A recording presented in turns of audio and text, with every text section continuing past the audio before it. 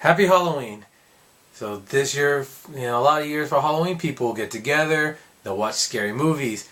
And they're usually the same movies that people watch every year. Nightmare on Elm Street, Scream, maybe Friday the 13th, or of course, Halloween. But some movies, they're not really shown. They're not really watched around this time. And they're underrated. They're not really appreciated as much as probably they should be. And so that's what I want to do right here.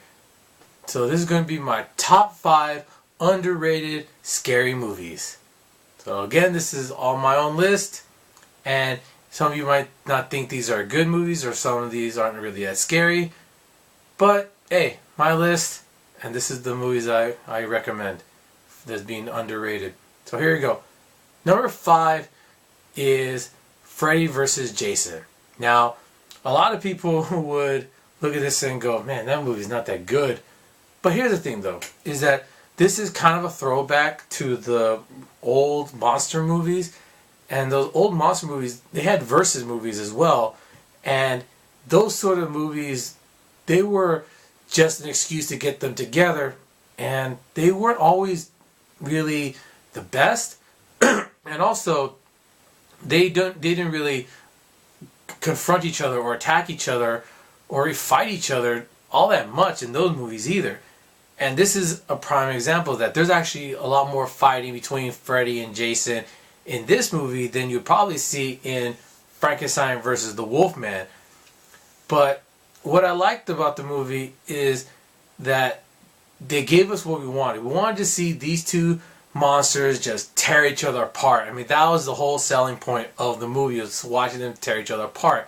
And we got to see them have two good fights in this movie, which are kind of fun. The second one is definitely better than the first fight, but it's kind of an interesting movie. Also, the whole idea of the movie and how they get Freddy and Jason together, actually kind of smart. Because in the Nightmare on Elm Street movies, there was always the fear of Jason. The fear of Freddy. I'm getting my movies mixed up. The fear of Freddy that gave him power, and that fear is what he fed off of. And Jason is just a brute that is basically an unkillable machine.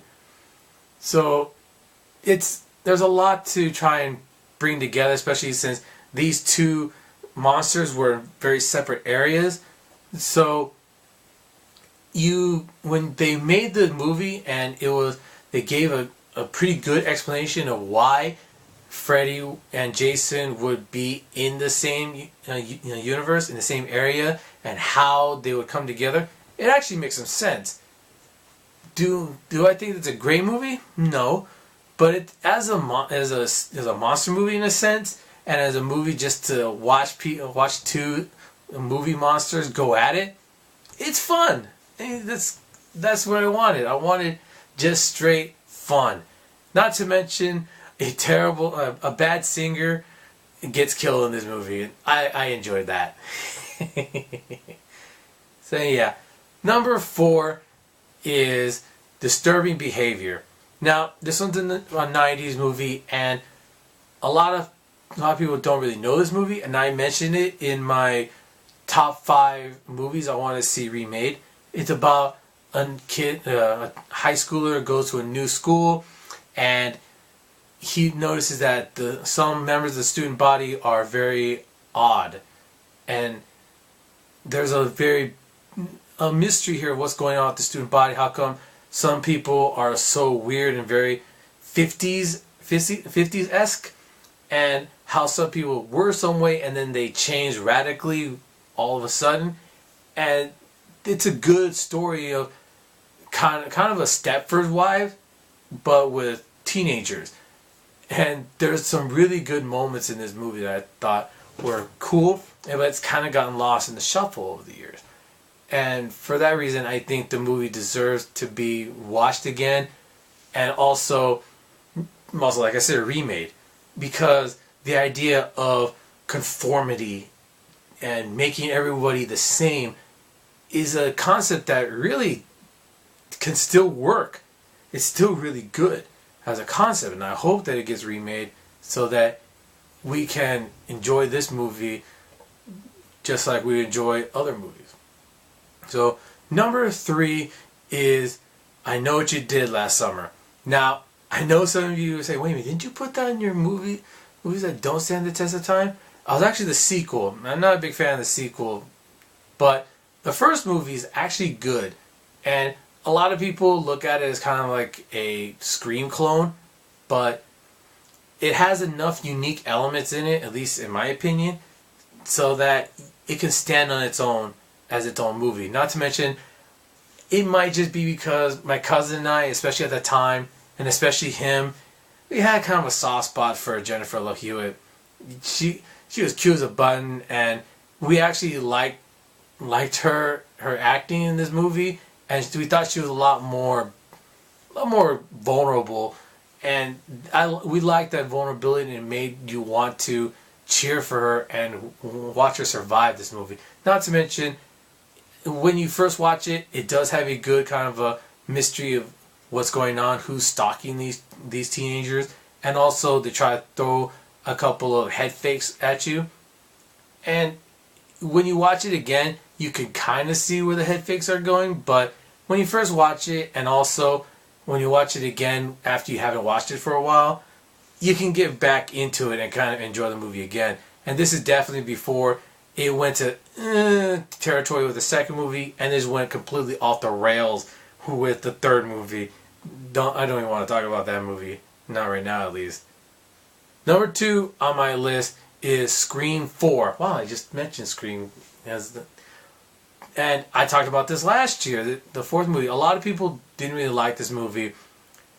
I liked it, but there's one big complaint that I definitely agree with, is that they brought in a lot of characters and then they didn't even bother to kill off the original cast. And that was a problem I had with 3, and I had with 4 as well.